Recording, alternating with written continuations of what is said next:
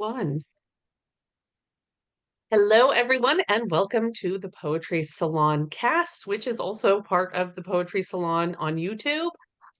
Video recordings and podcasts have become the same thing. And as I was just saying to our guests, I imagine those of you who are watching us are actually just listening while you're chopping vegetables or folding laundry.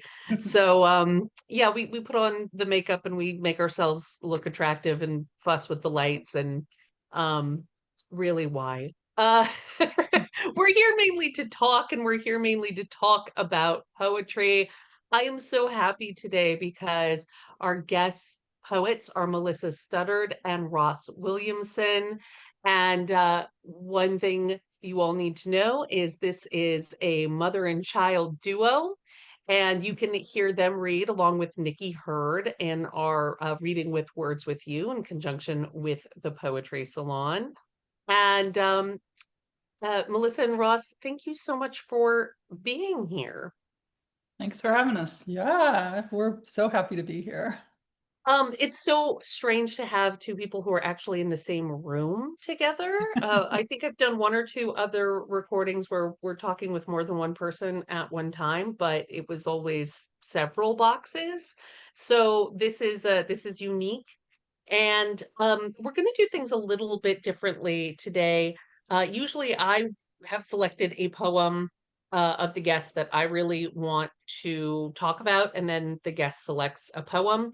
But since it's the two of you and you are so familiar with one another's work, we're going to do it a little differently. What I've asked is that Melissa, you choose a poem of Ross's that you want to discuss, and Ross, you'll choose a poem of Melissa's that they want to discuss. And we'll just see where this leads us. Hopefully it'll be a lot of fun. If it's okay with you, I'm going to start by reading Melissa's your bio, and then you can read the poem Ross has selected. We'll talk, and then we'll put Ross in the hot seat. Does that sound good? Sounds great. All right. So let's see here. Melissa Studdard has a long bio. Melissa Studdard's most recent book is the poetry collection Dear Selection Committee from Jackleg Press. Her work has been featured by PBS, NPR, The New York Times, Ms. Magazine, The Guardian, the Best American Poetry Blog, and the Academy of American Poets Poem a Day, and has garnered awards such as the Penn Review Poetry Prize, the Poetry Society of America's Lucille Medwick Award, and the Tom Howard Award, and more.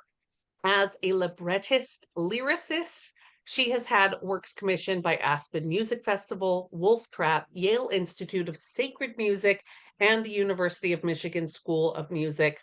With Kelly Russell Agadon, she co-hosts the YouTube poetry series Poems You Need. You can find her at www.melissastuddard.com. That's Melissa, STUDDARD.com, and at youtube.com/ at Poems You Need. Melissa, please read for us a poem. All right. Oh, So I'm reading Ross's poem, right? You're reading Yeah. your poem, the poem that's what you it said. wrote The poem I that saw. Ross chose. Oh, okay. I'm so sorry. I knew that was confusing the way that I worded it. No, Ross got it. Okay. I love this poem so much. I got the last 3 lines tattooed on my thigh. That's actually where I got this idea, because at our reading, you had a poem you loved so much, and you tattooed it. And so I was like, well, I need to ask about this. So yeah, I think I know the poem you're about to read. So Melissa, take it away. Okay, it's called Untitled. My address is nostalgia for things that never happened. I wander in and out of coincidence, dragging a wagon full of unrequited lovers behind me. I visit the infirmary for broken planets and ill poets, where I bandage metaphors and remove stitches from busted couplets. All will be well again. Poets restored to their regular neurotic tendencies, free to enter emotional and psychological terrain that would make others run panicked from the landslides in their own minds. Oh, what we embrace to avoid life we've been given. Oh, what we embrace to live the life we live. Call everything ever done untitled. It's the best way to create. Generate your life, mastery of your life. Oh, there's a universe with a bell around its neck, purring outside your bedroom door. Let it in. Oh, I tried to make this about you, but it's about me, me, me. My awful claws, my electric arch, bats and blue jays hunted from trees. I thought I was good, but I never was. I'm coming home with a bleeding angel between my teeth. Open the door to the heart store. Imperfection is the only muse, and I am her handmaiden. Please love me anyway.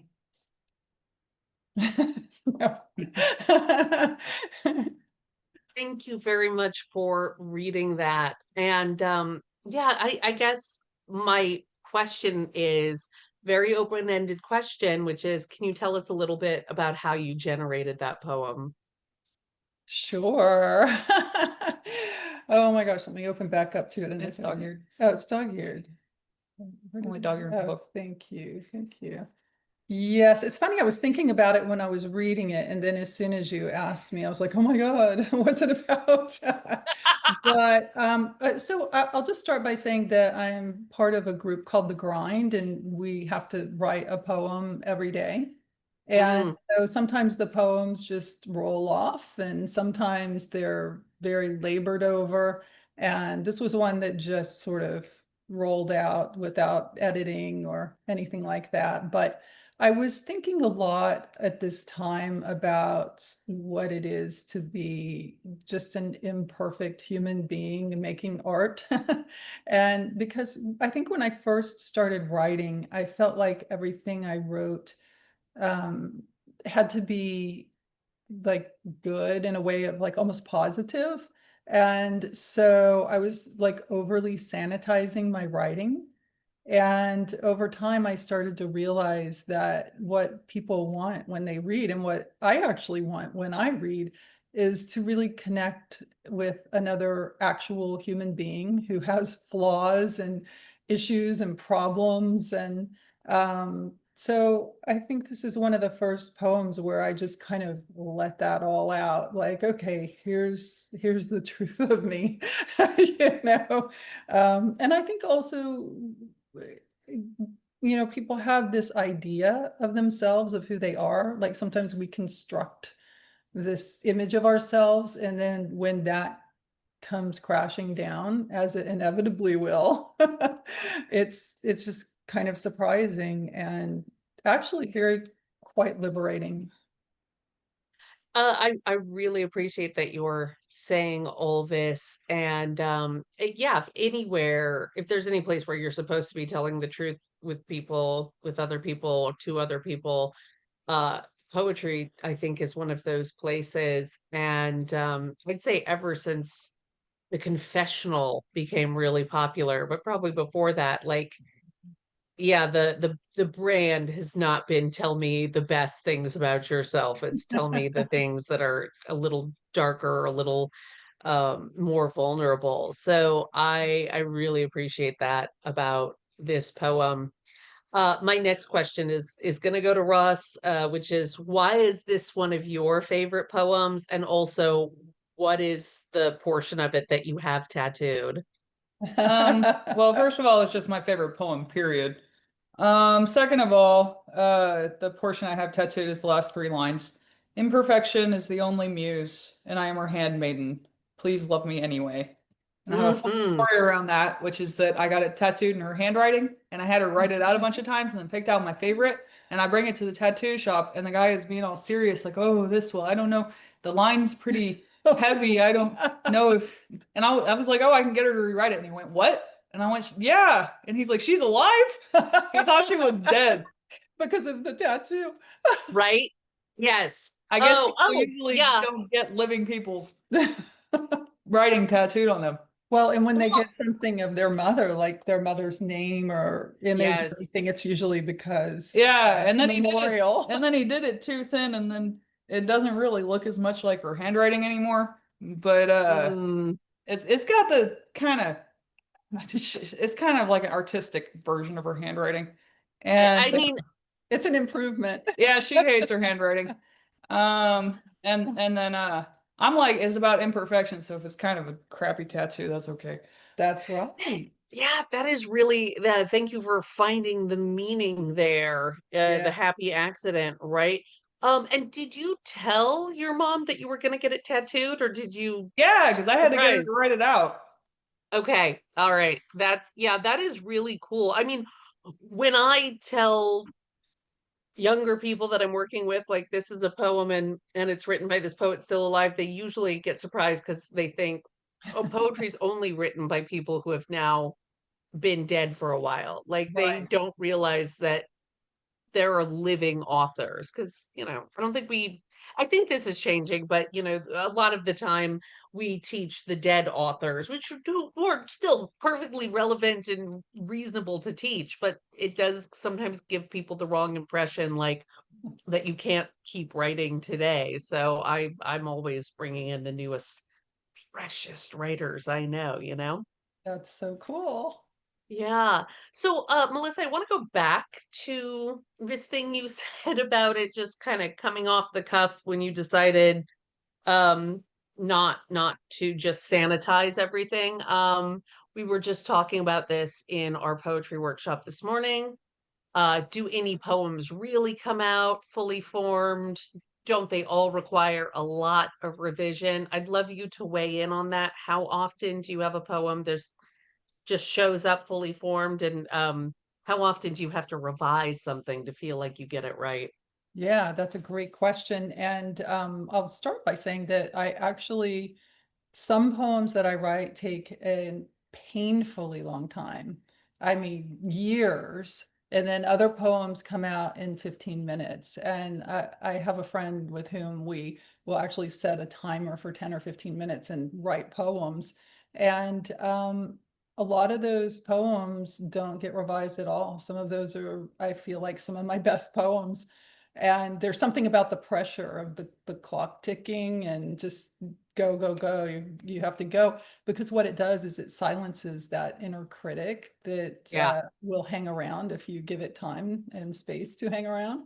But the other thing that I wanted to say is I do have, although I've had so many poems that I've really had to labor over, I do have quite a few poems that I've written and not revised.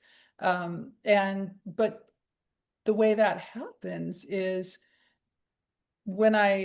so some of the poems that I labor over work out and Hmm. I love them and I publish them. And then other poems that I labor over never work out. I try and try and try and I can't get it to do what I want it to do. And I just trash it. And it's always after one of those periods when I've spent 2 or 3 days trying to make some poem work that's not working, that some new thing pops out fully formed. And I think, well, that's why the other poem couldn't happen, because this poem was trying to come out. But they don't just roll off all the time. It's always after a struggle with another poem. Oh, that is really interesting. I love that thought. Why do you think that is? I think, well, one thing I would say is that what we do isn't wasted, even if we don't publish it. And I think Hmm. that younger writers have a tendency, well, all writers, I mean, if you think of someone in a freshman composition class in college, writers have a tendency to think that they need to just show up at the page and be perfect.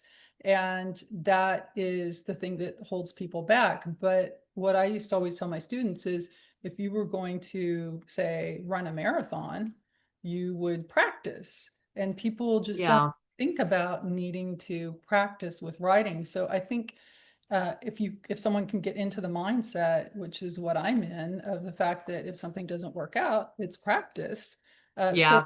I think that's why, to answer your question, because I've gotten myself into that mindset of recognizing, like, okay, maybe what I'm writing right now is practice, and maybe what I'm writing right now is going to be a quote unquote real poem.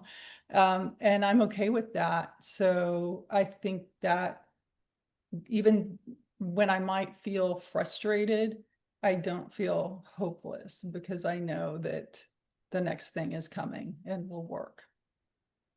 That is really wonderful. And I mean, I would say also maybe giving yourself that permission to say this is just practice is also what loosens you up. And by you, I mean you, we, all of us who write or do creative work, we're loosened up. And when you're feeling a little looser, that's when you can feel comfortable to say the interesting things, the vulnerable things. I have to say this. So the lines in that poem are so interesting. And there are some lines in there, you know, I'll just focus on the having a bleeding angel in your teeth as a really good example. I am so curious about your process in general. How do you off the cuff get those really unexpected lines that you have?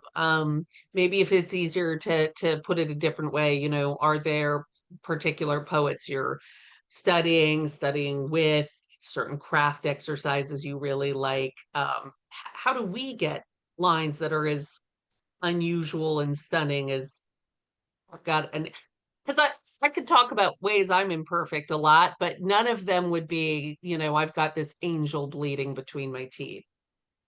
Thank you. Well, actually, I really love your poetry, so I think you could come up with a stunning image for that.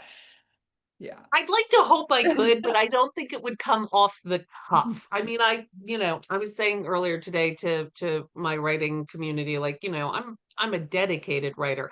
I do a lot of the good writing in the revision process. So I know how I could do it, but not likely to come just when I open up and let the floodgates go. So tell me a little bit more about Well, I think what you're it's doing. yeah, I mean, there are a couple of things. One is what we were talking about earlier and the point you were making about being loose and free and open and not feeling constricted by the fact that this is a something like a performance, you know, this will go live no matter what, everybody will see this poem. But one of the other techniques that I use to make myself feel that way is I like to sort of describe it like how if you were in a math test, you would be working the problem in one place and then have scratch paper on the side.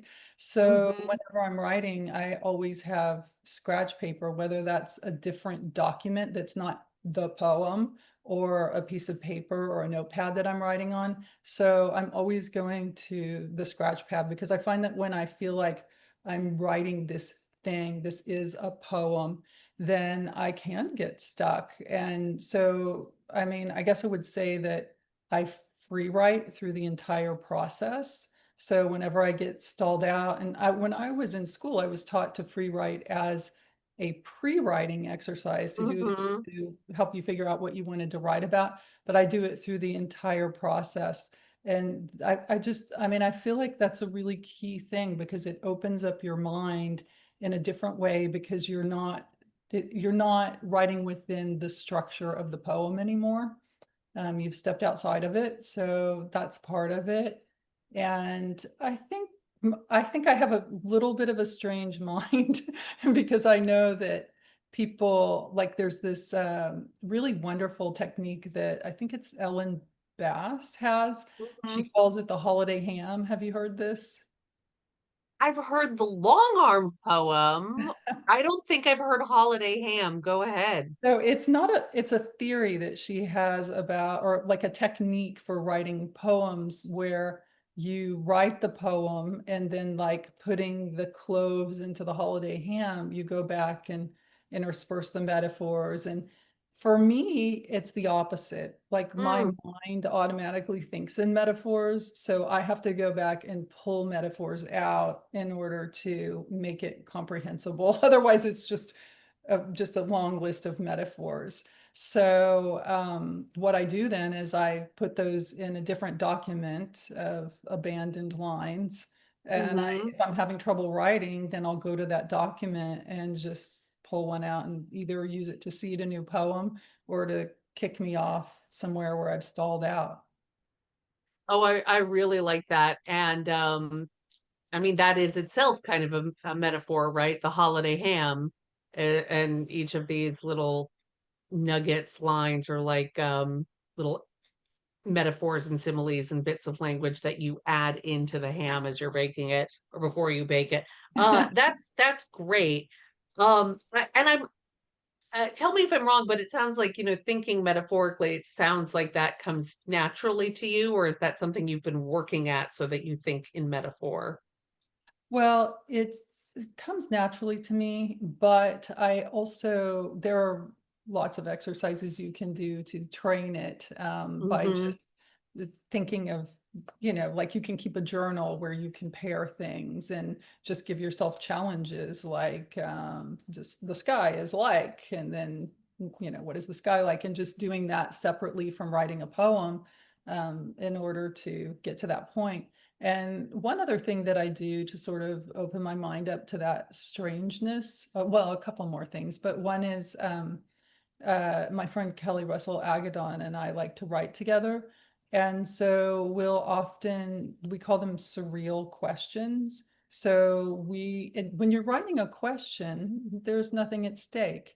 You're just writing a Mm. question. It's not even for your own poem. So we will send each other questions. Like an example that I give sometimes is she asked me one time for questions about things that have to do with the ocean and the beach because she lives on the beach. And she was concerned that she had too many of the same images coming up in her poems. So then I would write her a question that says something like, what did the painting of the seagull say to the sea? So then we've got this weird thing in there, right? A painting. So then just by simply answering that question, she has a unique way to start the poem. And we would give each other, like, if one of us was working on a poem about a specific thing, or even if we weren't, we would give each other like 7 questions, fold them up into an accordion so that you can only see one question at a time, so that you can't start getting logical about it. And then, like, that's one of the things that I do. And I also look at a lot of surreal art and I love surrealism, so that helps. Yeah, it certainly doesn't hurt to have poetry friends, and especially ones as well practiced as Kelly Russell Agadon. By the way, I've had Kelly Russell Agadon and Susan Rich both on the Poetry Salon podcast. So you guys listening, you can definitely go check out our interview with each of them, with both of them. And check out Two Sylvia's Press. I also interviewed Kelly Cressio Moeller, who was published by Two Sylvia. So, yeah, they're certainly a planet around which I orbit because they're doing so much for the poetry community. Um, at this point, I really want to ask poets about the life of their writing and also like how writing informs life, etc. I am a little frightened to ask that question about this poem because it's a bunch of metaphors about ways you feel you are imperfect. I don't want to put you on the spot by saying, "Hey, evening on a Wednesday, can you list all your imperfections for me?" So I don't want to put it that way. Like, could you maybe say like, is there something you'd feel comfortable saying like this is what informed a particular metaphor? Like, I'll just go with the bleeding angel. Like, Yeah, does that relate to anything particular? absolutely. Um, yeah. So have you eaten a lot of angels in your time? They're kind of stringy. They get in your teeth, so I try not to. It's the wings. She's vegetarian. Oh, there we go. Okay. Oh gosh. Well, I will say, so yes, I mean, it's interesting to look at a poem and think about where something came from. And I'm sure when you look at your own poems, later you say, oh wow, that's where that came from. And Ross too. But I had a cat who was the most incredible hunter. And Mhm. you see this line like shortly before the bleeding angel of bats and blue jays hunted from trees. So my cat, our cat, could actually, you know, the kind of fences that are sort of brownish and they've got the two horizontal lines across them, like a suburban type fence. My cat Yeah. climb onto the top uh, beam there and jump off and catch birds and bats in the air and then land on the ground with them in her mouth. And she really wanted to earn her keep for some reason. So she was constantly bringing me bats, birds, frogs, just all kinds of dead things. And it was Mhm. disgusting. And she would put them either beside my chair or on my chair at the table where I ate. Or she, if my drawer was open in the bathroom where I had my makeup and stuff, she would put them in the drawer with my makeup. Because those are the two places that she saw me sitting. And so I went through this whole sort of psychological dilemma of nurturing this vicious killer who I absolutely adored like a baby. And somehow that became a metaphor for how I was feeling about myself at that moment. So, yeah.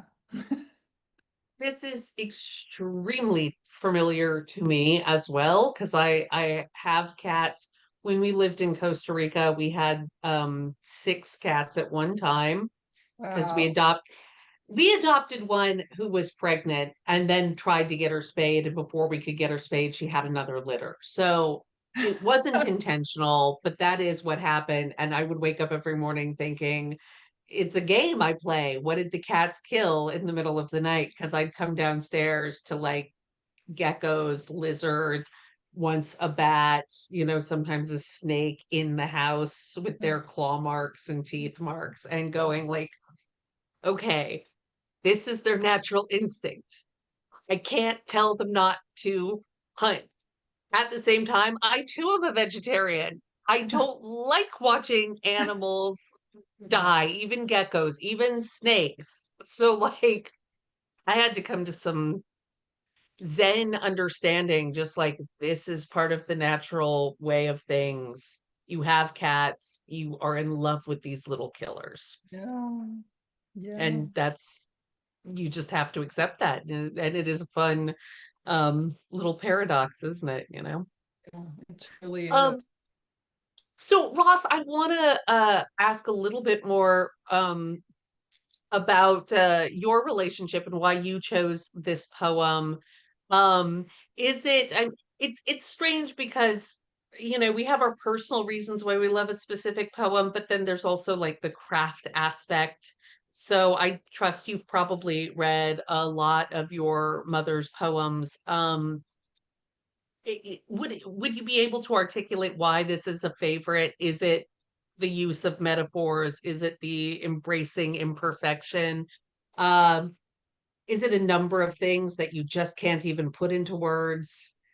I mean, for me, like every single line is a banger. Like there's nothing out of place here, and there's nothing Mhm. extraneous either. It flows very well.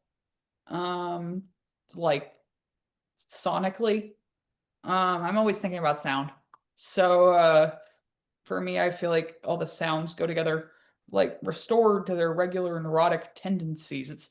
It's very it rolls off the tongue very nicely. Mhm. I like the content, obviously, but it definitely is from a craft level something I really appreciate. Um, only way to honest way to generate. Like it's just rolling right along. Um, I feel like sentence structure is very it just there I don't I mean I just read this when I read the collection and the only thing I wrote at the bottom of the page was hot damn. Um Yeah, yeah, yeah, absolutely. like I Uh, just loved this poem immediately. Um I mean it speaks to me I think as in terms of like creating thing. I mean, it's a poem about like uh this sort of tug and pull between like wanting to make things and wanting to kind of protect yourself, I think. And Mm, I think the ultimate, idea of, being the handmaiden of imperfection and like, just you gotta make, even if it's bad or weird or not what you expected, I think really speaks yeah. as an artist. Amazing insight. I mean, amazing. Well, Yeah. I'm in grad school right now, so I'm gonna come back to that and ask you a little more about that in a moment. But to your point, I'd say that this is an ars poetic because it is about creation, and I think we could use that as prompts for ourselves and for others. Like, the only way to really make art is to embrace the imperfection. Hey, everyone, start with an imperfection and make some art out of it.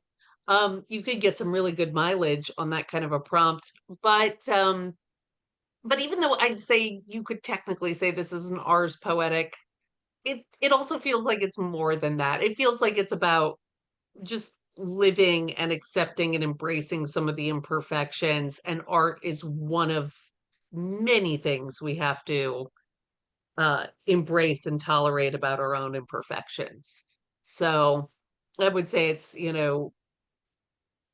walks that line, and of course, like, making art is often like a metaphor for just how we live our lives or make anything.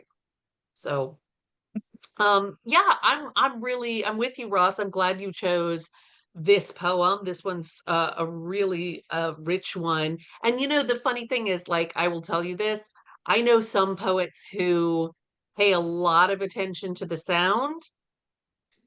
I don't. That is my, like, lesser interest. And I was so grateful working with I think I can say this, with Sarah McClay. She was helping me with some poems, and she pointed out that I have a great sense of musicality, and I thought that's amazing because I never think about it consciously. But I think, you absorb so much writing.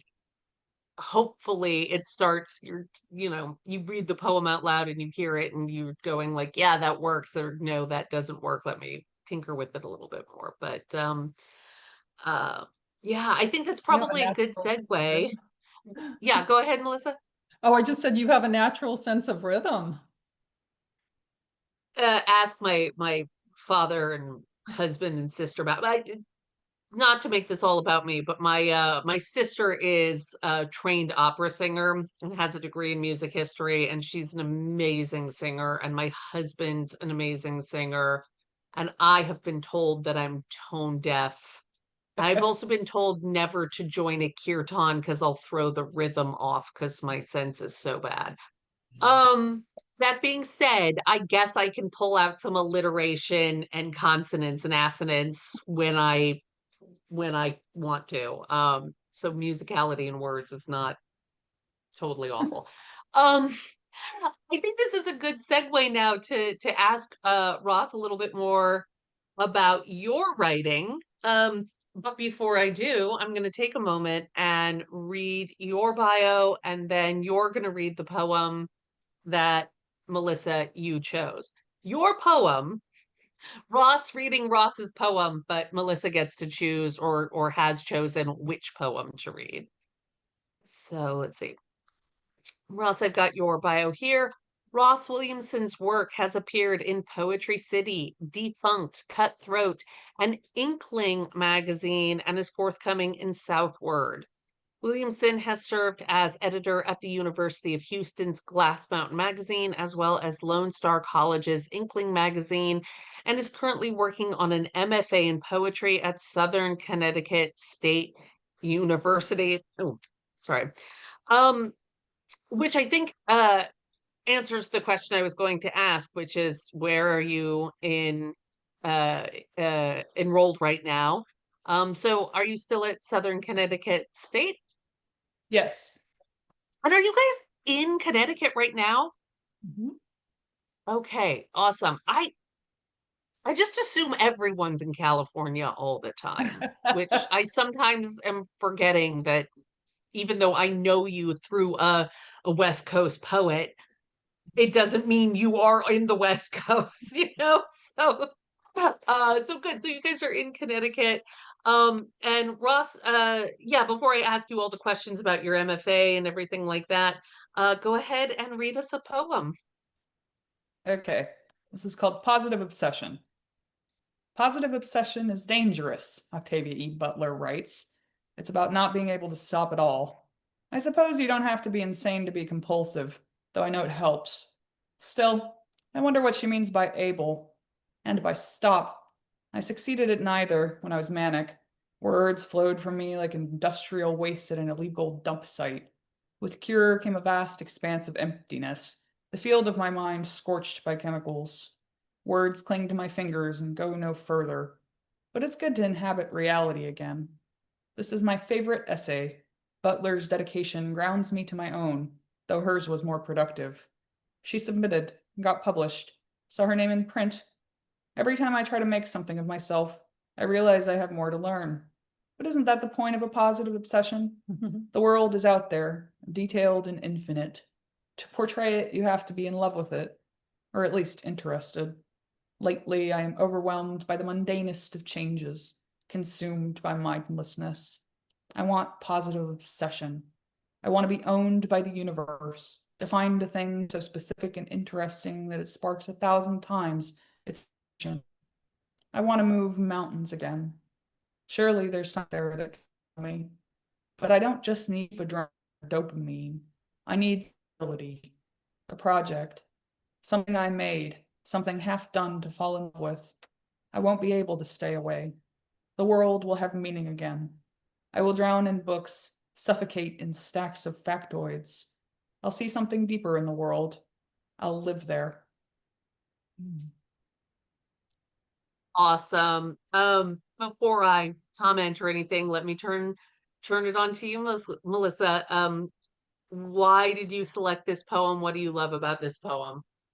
Well, it was hard because there are so many that I love, but this one to me is but there are so many things, but I'm just going to start by saying that it shows off the best of what I know Ross's mind to be, which is this combination of incredibly creative, like this words flowed from me like industrial waste at an illegal dump site, so original and creative, but also so theoretical and analytical and sharply intellectual. And this combination I feel like is so beautifully on display in this poem.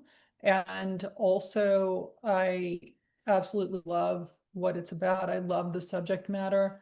I feel like because of I know about Ross's life, it's significant, but I feel like it's also just absolutely universal because every artist at some point is in this spot where they realize that something is making them feel dulled and not in love with life and creativity. And I mean, I had another interview earlier today, and I was just telling the student who was interviewing me that I can write when I'm mad, I can write when I'm happy, I can write when I'm sad, I can write through anything except like ennui or disillusionment or the feeling of just being disenchanted or disconnected.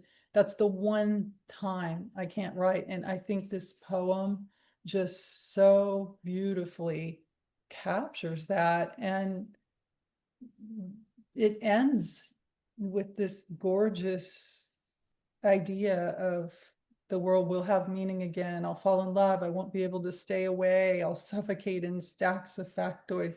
I mean, the idea of being back to living there again and seeing that deep thing in the world, it moves me.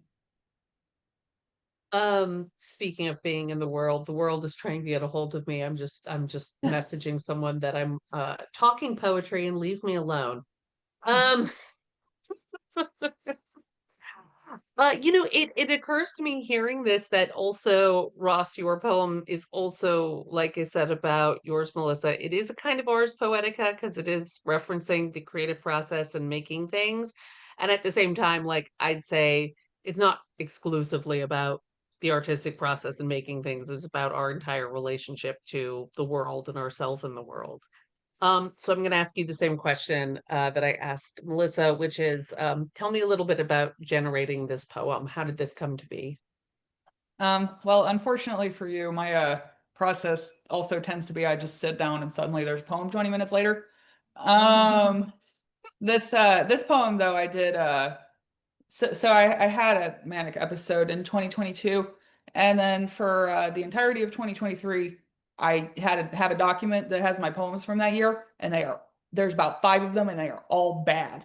And then 2024, I was like, I want to start writing poetry again. I'm sick of not writing poetry. You know, it's something I really love in a way that I relate to the world and express myself. So I just sat down, and the first like 5 poems I wrote were awful, and then I had it back, and I just started writing good poems.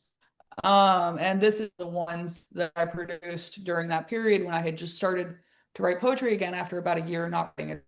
Or I was writing fiction, but I wasn't producing stuff I was proud of. Um, and then uh and then this actually did undergo pretty substantive revision in one of my grad school workshops because the first draft just kind of made like elusive references to being manic, and people were like, "What on earth are you talking about?" Like a lot of this feedback I get in those classes is like, you need to be more explicitly personal about like what this is trying to say because it can be kind of referential in a way that's not clear to people, which I don't think is Yeah. bad. But I do think this poem was improved by that revision. So I would say the first or the second, third, fourth stanzas are stuff that I wrote like um I think it was in my first workshop, so that was about a year ago.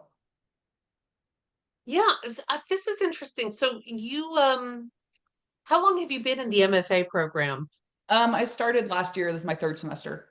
Okay, because you're telling the story about not writing and only having 5 poems from a year, and so I'm trying to like piece together this timeline. But I'll just be honest, like you're really hitting on one of my favorite topics, and I know it can be a difficult topic to discuss, which is, mental health and writing.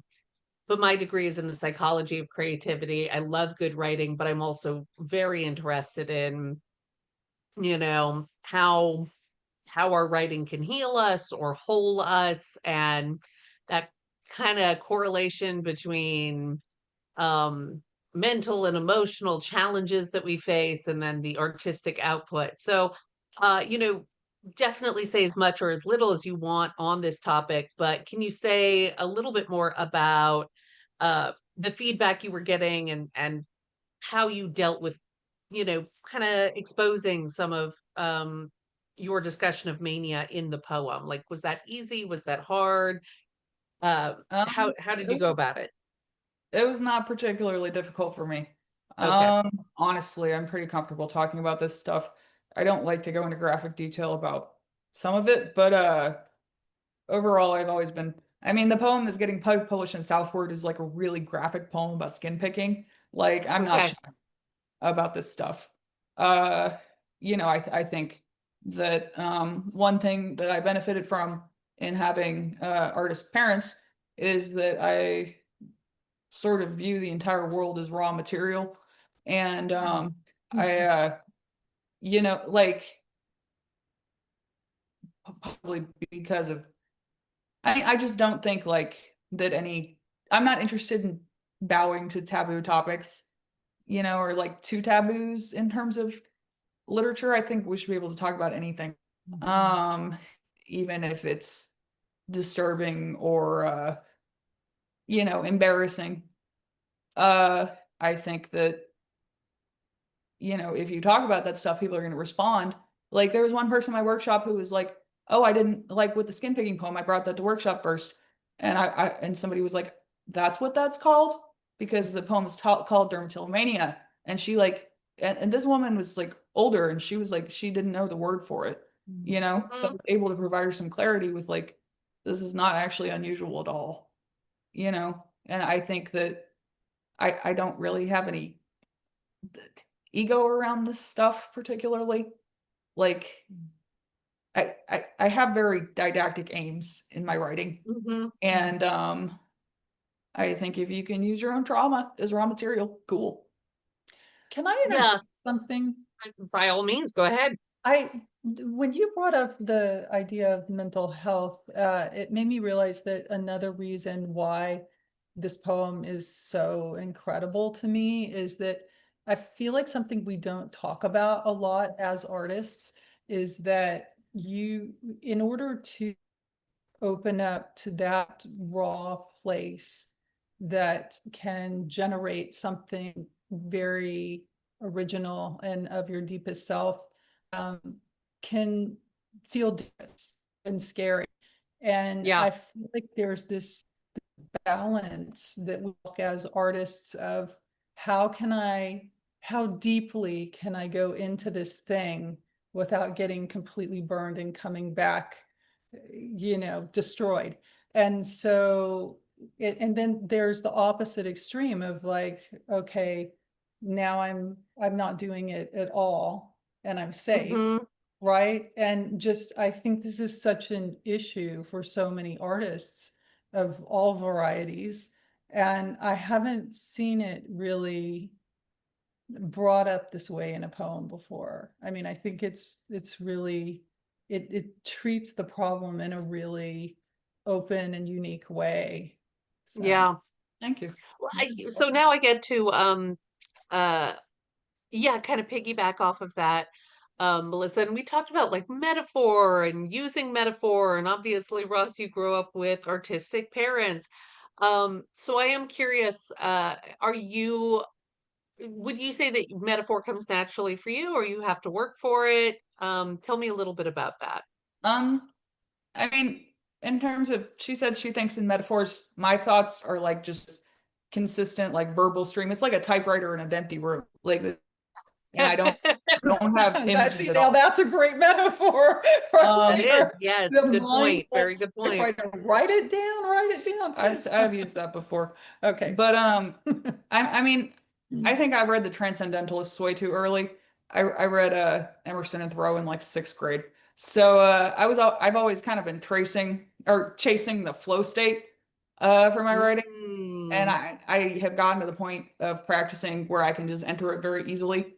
So Share. How do you do yeah, that? really. you just have to do it 15 hours a day. And then if you write 15 hours a day, eventually you'll be able to write 15 hours a day. And then so I mean, honestly, it just kind of, most of the stuff I end up like happy with. Like I do have some things that like are very intentionally thought through. Like I have erasure poems that, you know, you have to sit down and like whatever, and I've got stuff that I've been like tinkering with. But most of the stuff I end up using is stuff that I just kind of sit down and write it, and it just comes out of my head fully formed. But so I'm not sure that answered your question. Well, I love the metaphor, and I'll just say I think I probably identify with that a little bit more. Like there's just this typewriter in the room of your head constantly spewing out words. Yeah. So Have you? that metaphor resonates with me. I'm I, sure it resonates with a lot of other people listening as well. I love that. Yep.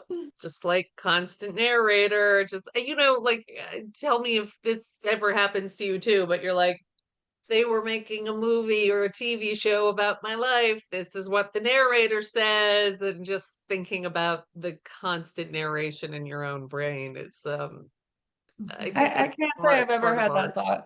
thought. Really? No. Well, then I guess I'm just weird. I want to ask another question about this poem too, and I really, maybe I'm risking being a little patronizing, but some of the things that you're bringing up in this poem to me feel very familiar. And I think about when I was in both college, but then also in graduate school, like this, I'm going to call it an existential question, like what am I doing with the world? Why am I even here? And like that last line, about, I've decided I'm gonna touch the world. I know I'm paraphrasing it. Would you read the last line again so I don't butcher it? Here I'll read the last stanza because I think that's more what you were. Thank you. The Yes. world will have meaning again. I will drown in books, line break, suffocate in stacks of factoids. I'll see something deeper in the world. I'll live there. Yeah, about like needing to find meaning and trying to find meaning, and that's the goal, finding a meaning to living in the world. Like I'll just say this, I used to be very obsessed with that and wrote a lot about that. And you think you were reading The Transcendentalist too early. I graduated and I just immediately got the big book of existential writing, Okay. and sitting in my little Hyundai Elantra outside of Green Burrito, just reading Kierkegaard, trying to go, what am I supposed to do with myself? Does it matter? What is there? Kierkegaard. So I really identify with that. I don't think I think about it as much anymore. I've kind of come to terms or just gotten exhausted with the question. I'm just living and I'm not asking like why or what is the meaning as often. So tell me a little bit about that in this poem. Is this something you're seeing your peers grappling with, or say a little bit more about that? Um, I mean, the subject matter in my classes really varies. Certainly there are some writer's block poems and stuff like that. Or I think one person actually turned in a poem that was like just called like existential question. Um, but uh, Yeah, but wait, can you say again, what was it called? something like existential questions or something like that. Yeah. Um, and there was a lot of questions. It was good. I mean, I'm honestly not even really here anymore right now. This is like the fourth poem I wrote after I started writing poems, like that I was happy with at all. Um, like, this is I'm in a very different place artistically right now than I was when I wrote this. Mm. But I mean, it's like there's like a lot of personal poems and like, like stuff that's like narrative, and it just really depends because we have a lot of fiction people in the poetry classes too. So there's a lot of variance in terms of subject matter. Um, but I don't know. It's not something I think about right now, but it's something you think about when you're so depressed you're sleeping 16 hours a day and can't get out of bed. Yeah, yeah, absolutely. Well, and let me make a plug here. This is for you, but this is for anyone listening or watching us. I love this book by Ellen Forney. She's a cartoonist, and her book is called Marbles. Oh yeah, I've read Do you that. know this book?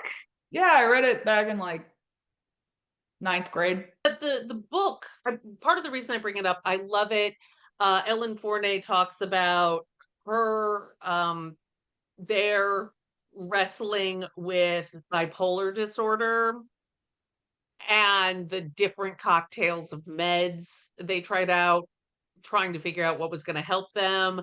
And then there's a discussion of like artists who are resistant to taking drugs because they worry it'll make them less creative. And I think the point that Ellen Forney makes is that, you know, getting the right cocktail of medications made them feel more creative because they weren't going through these slumps where they were so depressed they couldn't get off the couch. And it's just like, I can't create when I'm so depressed I can't get off the couch. So having the meds that help even out my mood uh really helped. That's, I'm definitely paraphrasing Ellen Forney. um I'm on mood stabilizers myself. I think we've all gone really a long way to destigmatize mental health. I'll tell anyone. I'm not embarrassed saying like I'm on mood stabilizers. I wish I'd gotten on them sooner. And so I don't know if it's made me any more or less creative, but it certainly hasn't hindered my creativity in any way. Yeah, Yeah. I think I can understand why people would want to chase mania in order to write, but I feel like first of all, like whatever you're writing when you're manic is probably going to end up being psychotic nonsense. Second of all, and like disorganized at best. So like Yeah. yikes. And then second of all, like the truth is that if you want to do art, you have to just do it and you have to force it out. And if it's not good, then keep going until it is. Like, Yeah. you know, it's about hard work. Anybody can have artistic talent, but if you're not putting in time and effort constantly, you're not going to get better at it. Yeah. You have to I have a think work that is the ethic big like anything difference. else. You can't Yeah. treat like some kind of mystical practices beyond human experience. Like, no, that's not how it works. No, I completely agree with you, Ross, and thank you for saying that. I feel like I had a question and it just like went out of my brain. I got distracted by looking at the cover of Marbles. Oh, I will say this though. So my degree in the psychology of creativity, like you have to read a lot of books and you know, you have like that table of contents. Marbles came out like the year after I got my master's. And when you look at the back and the list of references, it was like every book that I had read in my graduate program. And I was Yeah, like, I could have skipped graduate school and just bought this. There's the other things liter I learned, but this was the stuff that was most pertinent to me. So I'm like, the you literature could have released review this 2 years earlier. the literature Yeah. review around bipolar is slim pickings. There's like K. Redfield Jameson, and everybody else is like, bipolar people will kill you and slit your baby's throat. Like I feel like is most of it that I've encountered. Or like Wow. or like bipolar, like that's an exaggeration, but most of it is Yeah. like memoirs, like my life with bipolar husband and how much I hate him. You know, Yeah. Yeah. it's like or like stuff that's like just depressing. But K Redfield Jameson, I will plug her, An Unquiet Mind, and Touched with Fire. Her books are very very good. She has a biography of Robert Lowell that Oh, wow. really good. Okay. Yeah, that's awesome. Great. So thank you for that plug as well. I think I have another question which we've sort of touched on this a little bit, but you know, speaking of who we reference and who we read and who our influences are, I have to ask with the two of you, like both of you writing and being writers and so close, uh how does that work? Do you co-inspire each other? Do you ever have competition like, oh, whose poem is better or No, you know, just tell me a little bit about what that's like. we're extremely different aesthetically, Yeah. very different aesthetically. Mm-hmm. Um, so I feel like there's not really any sense of competition at all. Um, Mostly it's like helping each other with stuff. You know, hey mom, I have writer's block. Do you have any prompts that I can work with? Hey Ross, will you look at the way this flows on the page and tell me what you think? You know, like when I was helping you with the Philomela submission thing and or you know, we don't spend that much time reading each other's writing. We're both pretty No. involved in our own writing. Okay. Yeah. Or like, you know, and we have very different people that we read, you know? Yeah. Mm-hmm. I read a lot of fiction. Yeah.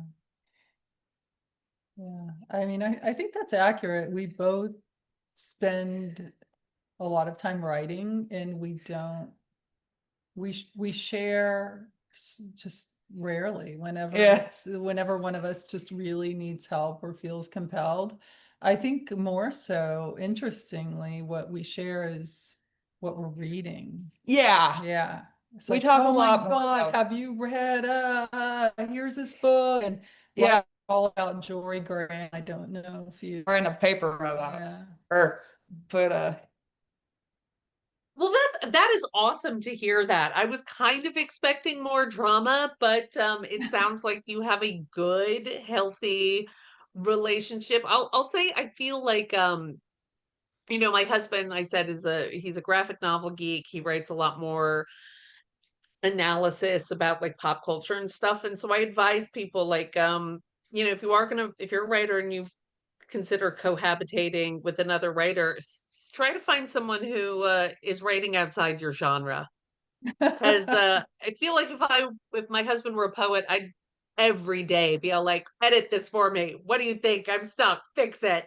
And that might not always be the best thing, but he writes a different genre and I write a genre that's different. So sometimes I'll look and I'm a little bit more like an audience member. Like I don't know how to edit this kind of writing, but I can tell you as a writer, like I think this sentence maybe flows, doesn't make sense. And I'll sometimes show him my poetry and just be like, which of these should I send for submission, which aren't ready? And he's like, well, I don't know anything about poetry besides what I know from you. So I'm not a good person to give you feedback. But this stanza kind of struck me as a little clunky, so it's like we can give each other reliable feedback, but we have not turned our living room into our workshop. So we have that like kind of distance. I would love to know, since I have both of you here, and this might be the toughest of the questions, but I'd love to know who each of you is reading right now that you'd like to recommend. I'm gonna pull up Goodreads. I know I'm looking at you, Ross, like I could recognize the phone pull, just I'm reading That's I'm too reading much. two Yeah. biographies of Okay. Octavia Butler. Awesome. One just came out. I think they both came out this year, actually. There's Octavia E. Butler, H is for Horse by Chi Ming Yang. And then Positive Obsession, The Life and Times of Octavia Butler by Susanna M. Morris. I've been getting into horror, which has never been an interest of mine historically. But Sect by C.L. Methvin is I would characterize as excruciatingly graphic gore. If anybody's into that. The book is about this big. It's really cute. Mm. Um, uh, and then I've been rereading Vorkosigan because I'm always rereading Kosigan Saga by Lois McMaster Bujold because she does things with plot structure that nobody else does. She resolves what you would think would be the climax in like the book, and then everything else is like, what on earth is going on? Oh, that is Absolutely, interesting. absolutely. I learned Um, so much about fiction from her. One last one. I'm reading Alison Bechdel's memoir, The Secret to Superhuman Strength. oh, okay. So I know Alison Bechdel's book. Fun Home. I've read both Fun Home, which is an abbreviation for funeral home. Yeah, I've read Are You My Mother? I do not know about this third book. yeah. She also has the Dykes to Watch Out For. She's a Dykes to Watch Out For lady. So I've read the Essential Dykes to Watch Out For too.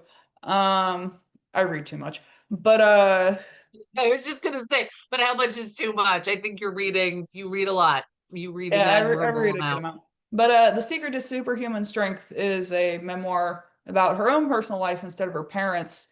That starts like from, and it's sort of about her love affair and like also struggles with exercise and substance abuse, and kind of using exercise as substance abuse. Mm. And like go through a lot of girlfriends and being kind of generally intractable and ornery. I'm done with it yet, but there are several lines I was texting to my best friend. I was like, "Hey, get a load of this," and Yeah. so that's really, really good. She's a very good writer. I wasn't completely. It took me a minute to get into it. It's very, very dense. It's also a sort of a biography of Margaret Fuller at the same time, and she talks a lot about transcendental writers like uh, you know. Wordsworth and Dorsey Wordsworth and William Wordsworth and Stop also it. You're hitting all my buttons. Like it's no, it's Alison really good. Bechdel, but she's also talking about Wordsworth. I'm just like, well, now I know what I have to go read. Is this also is the Bechdel book, is that also a graphic novel? It's a graphic memoir, but yeah, Awesome. I Okay, read a cool. Well, lot of graphic novels. I have to go get this. In fact, I bet my husband doesn't even know. I'm going to go ask him if he knows, and he'll either be like, well, of course I know that it came out, and how come you don't know that? Or he's going to be all like, oh, I didn't know. Thank you for telling me. Anyways, it'll be hitting our bookshelves soon. So thank you for that. Um, Melissa, same question.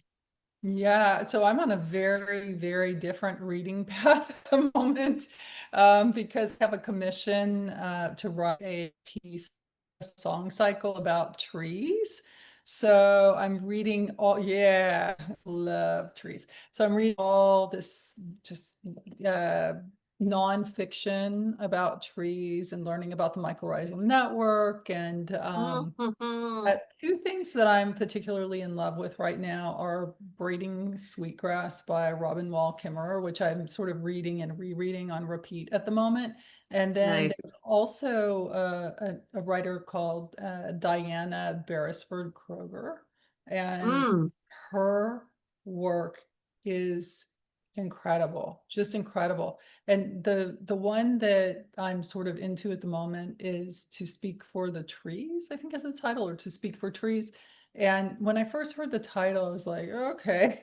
I mean, I just, I didn't think it would be anything substantial the way it is, Mm. but this woman has, it's like part memoir, part science, which I know some people don't like, but this is incredibly well done. And it's just, I mean, it's phenomenal. I'm absolutely riveted by it. And she is, her life story is so unique in that she had, and she goes into great detail about this, but she had one parent who was sort of British aristocracy, and then another parent who was Irish and very into, her family was into nature traditions and natural healing and just all kinds of really interesting things. But both of her parents died separately within like 2 days of each other Oh, when wow. she was very, very young. And she was from, I mean, just this incredibly wealthy aristocracy, but then given to live with her uncle who didn't know how to take care of a child and literally didn't feed her. So she's like, goes from being like incredibly wealthy to not being fed and having to learn how to like scrounge around for potatoes and boil them just so she wouldn't starve. And I mean, and then it goes from there to her learning all the traditions of her Irish ancestors. It's just, it's amazing. It's truly, truly extraordinary. That's fantastic. Well, thank you both so much. And I'll say what I usually wind up saying, which is I know we could be talking forever about poetry and about the things that poetry brings up in our other artistic pursuits. But I know at least, well, we're all three on the same time zone. So I don't know about you guys, but for me it's the dinner hour and I am starting to get hungry. Uh, Yeah, yeah. Yeah. so thank you so much. And I don't know when we'll meet again, but I certainly hope that our paths cross. If I'm ever in Connecticut, I'm going to definitely look you guys up. If you ever come to North Carolina, please, by all means, give me a holler. And I think we're still connected through the socials. So yeah, I will see you around in poetry world soon. So thank Yeah. you so much. Thank you for the Thank great you so much. conversation. Yeah. Yes. Oh, and one last plug, get Dear Selection Committee by Melissa Studdard from Jackleg Press. You can also read Ross Williamson's work on, I assume online. I assume if we Google it, we're going to find Under some of the your name poems online. Rosalind. Under the name Rosalind Williamson. Yes? Not the new stuff, but the old stuff. Okay. And I presume going forward, we should be looking for Ross Williamson. Yes. Okay. All right, great. You You. guys have a great rest of your evening, and I don't know when, but we'll meet again soon. Awesome. Thank you. Thank you Thank so much. you. Have a good night. Good night. Night.